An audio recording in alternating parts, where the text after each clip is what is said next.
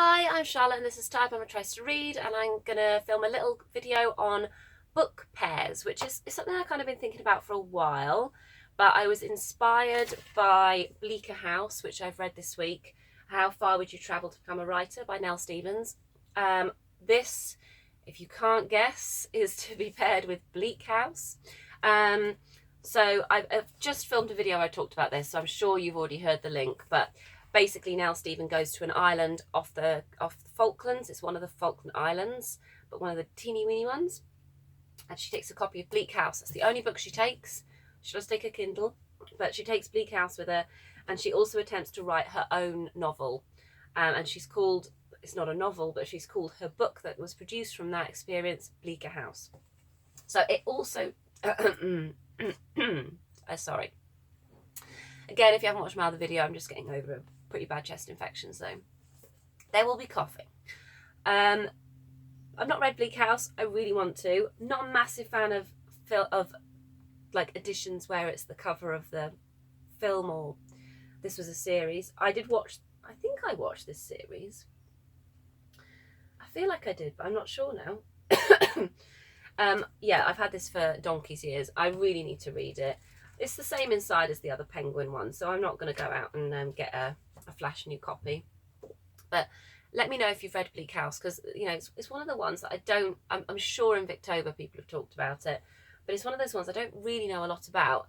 In this book, she talks about how there's lots of paper and paper trails and writing, which I kind of find quite fascinating. So yeah, I'm going to try and get round to this maybe for Christmas, because I think it's Christmassy. I think it starts in November.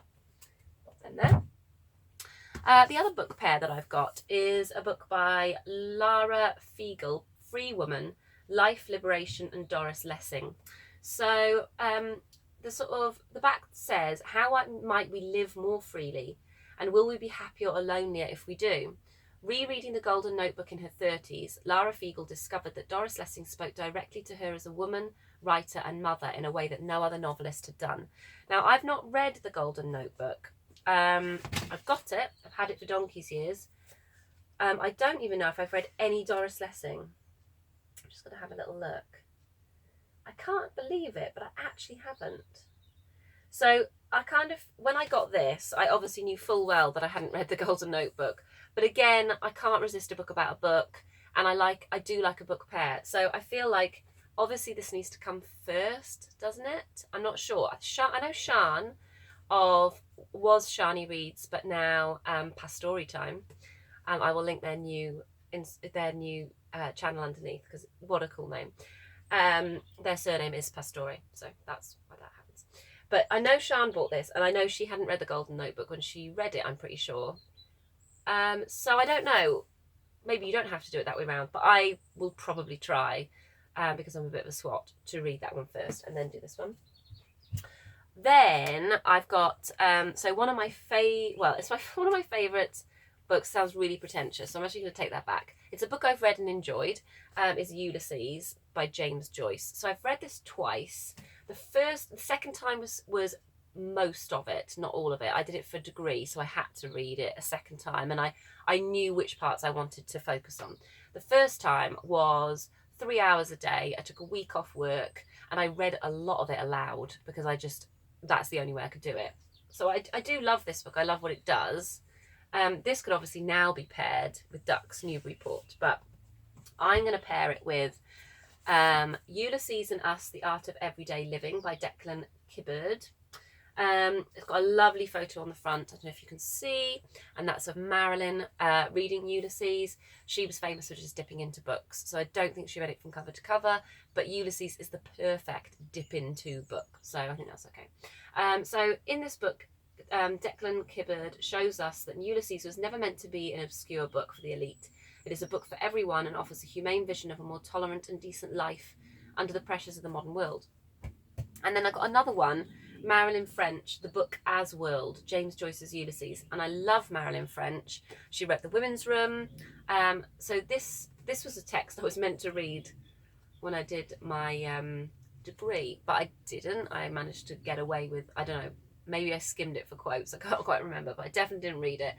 I really want to get around to this. I find it really fascinating that Marilyn French would be interested in James Joyce, and she was a university lecturer, I think, so it makes sense that she would. But with her feminism, I'll be interested in her take of it all.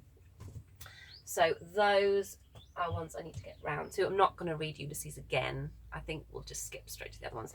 And then the other pairing, it doesn't always have to be fiction and non-fiction, but Jane Eyre, which I do love, although my second reading of it threw up more problems than the first readings I've done of it. I think it's probably 3 times I've read it now. I can't quite remember.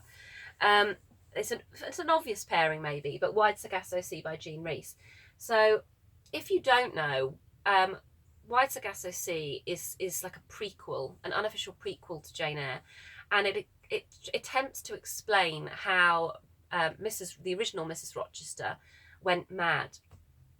And it does it in a very interesting way. So Jean Rhys rode off the fact that there is a line in here where Bertha's madness is explained as the fact that she grew up on the Caribbean islands, and that there's it was almost, well, it wasn't almost, it was considered then that just being in that hot tropical place around the African slaves would somehow almost, and I use this in a not in a flippant way, savage the person. So that's exactly the trope that Charlotte Bronte relies upon in order to create Bertha. The audiences at the time would have completely understood that.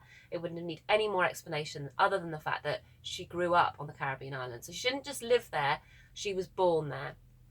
And I think they say Madeira in the book. In here, I'm not sure where. Well, I know that Jean Rhys was from the Dominican Republic. Yeah, she was born in Dominica. So she was actually the daughter of a Welsh doctor, which is interesting, and a white Creole mother. And she came to England when she was about 16. So she grew up on the the Caribbean islands, and she was enraged when she read this line in Jane Eyre that this was the explanation. So she decided to retell it in the way that it was male dominance that drove Bertha to, and actually she's not called Bertha in this, she's called Antoinette. And one of the many things that Mr. Rochester does is he renames her, which is another thing I'm really interested in. I'm really interested in the power of renaming somebody or something or a group in order to gain power over them. So they're a great pairing. And if you haven't read Jean Rhys, this is awesome. Good Morning Midnight is another incredible book. She was so sparse with her prose. She was fastidious. I mean, this is a very, very slim book, and it does a lot. And I remember reading once that she was very, very late delivering a manuscript, and then the publisher managed to get a final manuscript off of her and sent it to print. I mean, it was a real rush, and she saw the book that was being printed, and she phoned the publisher enraged because she said there was one word that she'd wanted to change, and she just was absolutely furious that she hadn't been given the opportunity. In her eyes, it wasn't completely final, and she didn't quite realise it was going straight to press, but she just missed the opportunity to change this one word. I like that. I think that shows a bit of gumption. I don't know if she's in my writer's book, actually. I don't know if it's worth having a little look to see if she's in here. Rhys. She is. So I'll be excited to see what they have to say in here. Maybe that anecdote will be in there, or maybe other ones. So yeah, there we go, book pairs. I've got some more, but I'll do another video of those. And if you've got any suggestions, please let me know. Yeah.